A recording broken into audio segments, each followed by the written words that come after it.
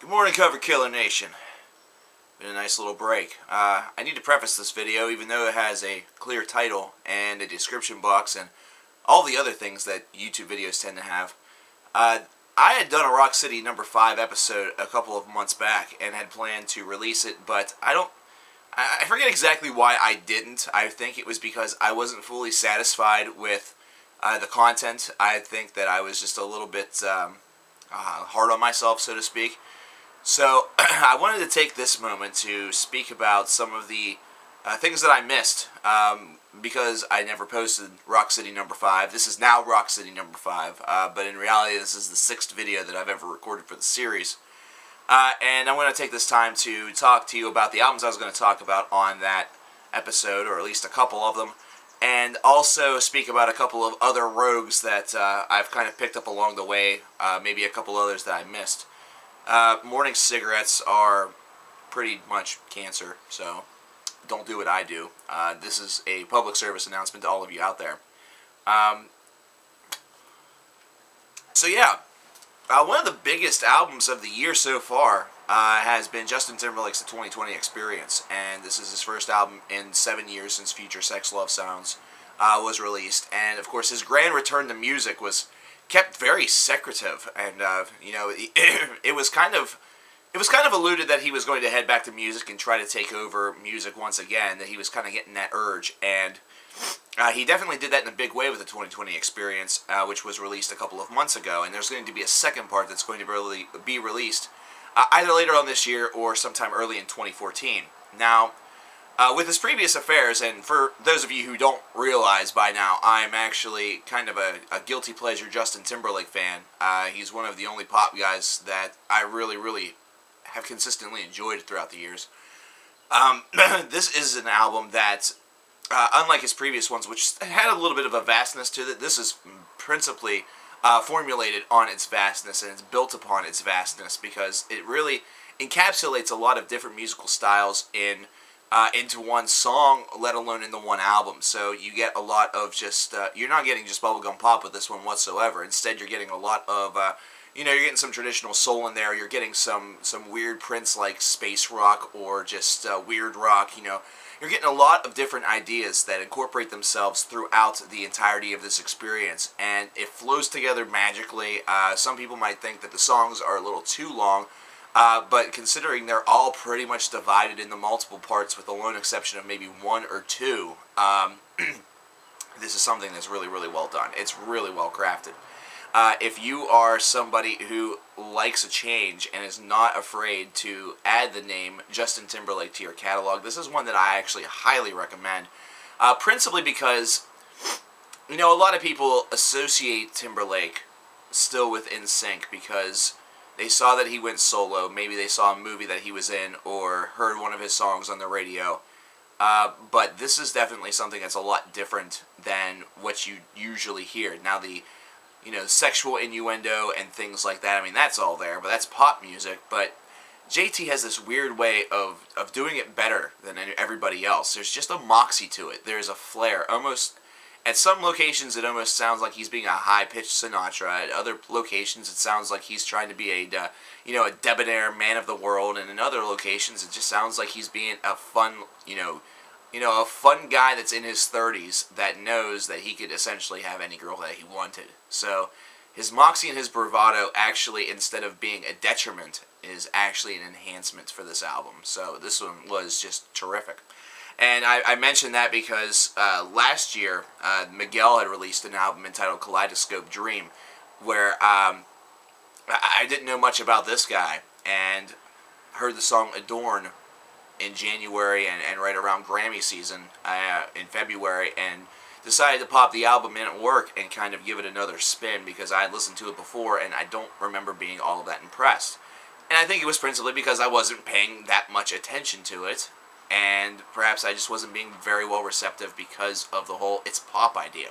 But this guy, Miguel, is actually kind of the re-envisioning, I guess, of Prince. It's very weird space rock slash, or should I say space pop slash weird pop, where basically Miguel is not afraid to break the conventional rules a little bit, and he throws in a lot of R&B and a little bit of soul in there as well, but You know, whenever you hear the term R&B, you think of the 90s. If you're my age, you think about groups, such as, New Edition and Blackstreet. You think of R. Kelly. You think of maybe the Leverts.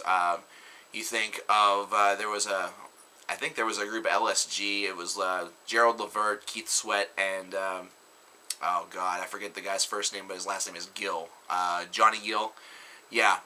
And, 112 and different groups like that really incorporated the R&B style and kind of made it a very, very big deal. Now, there's a term for all of that, a musical term, and it was one that I discussed with an individual on a podcast that I had done a while back. New Jack Swing was the genre title. And now, this is not something you principally really throw in there for that because it's more of a, Michael Jackson, Janet Jackson, old school Whitney Houston, things like that. But this is something where you could even call this like post New Jack Swing, if you really wanted to. But really, it's more bare bones R&B. Whereas Miguel, on the other hand, he's not going for New Jack Swing. He's not going for R&B. Instead, what he's going for is something that is completely different. He's looking to really explore territory and some weird boundaries, and is able to do so very, very well.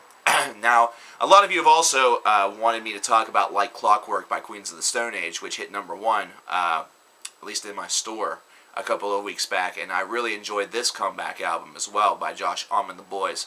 And this is what I really enjoyed about this album the most, I think, is just the dynamic atmosphere.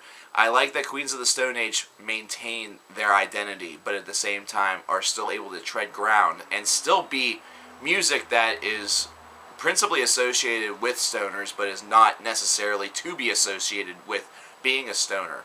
And it's simply because they have that crunchy atmosphere to them. Whenever I listen to these guys, I think about what Caius would be if they kind of, expanded their musical palettes even further and kind of, went for the same trademark crunch. And Caius had their own crunch in the 1990s whenever they were recording albums, and I haven't heard much from Caius Lives, but I'm assuming that crunch is still there. It's just that there are two different varieties of crunch.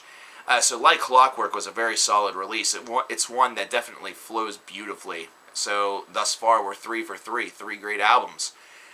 Now we need to talk about Random Access Memory by Daft Punk. Now, for those of you who also don't know, I do have a little bit of a techno side that does not include dubstep whatsoever. Happy hardcore, conventional techno, yes. Dubstep, not so much. I think we learned that from the Path of Totality review by Korn, even though I still dubbed it as the best Korn album in 10 years back in 2011, late 2011. Random Access Memories, though, is a nice trademark tribute to 1970s / early 80s music in the Los Angeles area. At least that's what it's supposed to represent. Although what it seems to also really fulfill is a real tribute to the magic that was the late 70s era disco / soul age, as well as the early 1980s. The start of the new wave movement and that leaking into popular culture. You don't hear a lot of the new wave in there.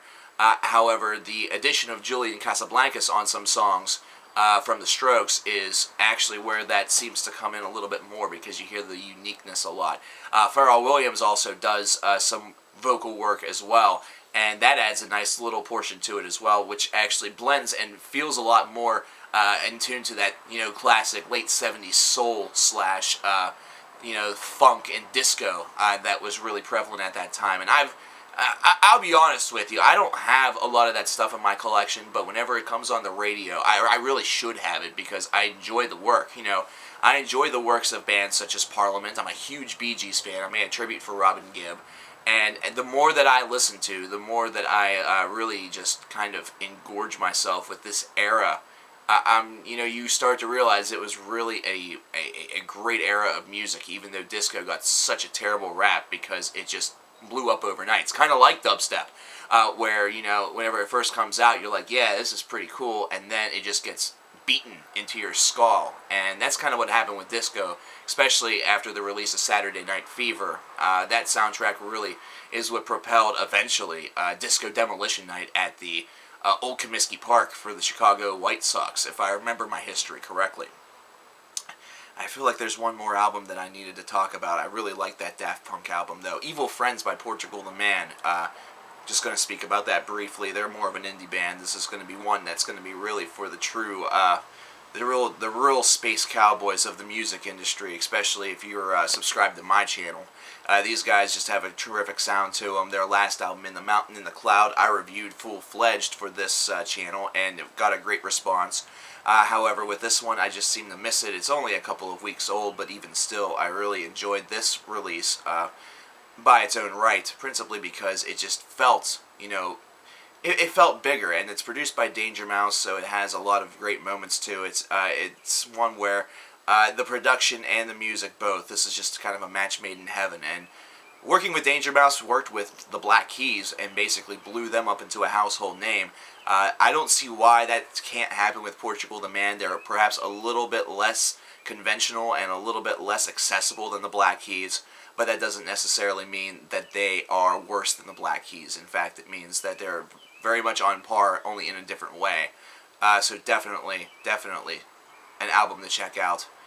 There's various others that I know that I've missed, but these are just a few that have come to mind.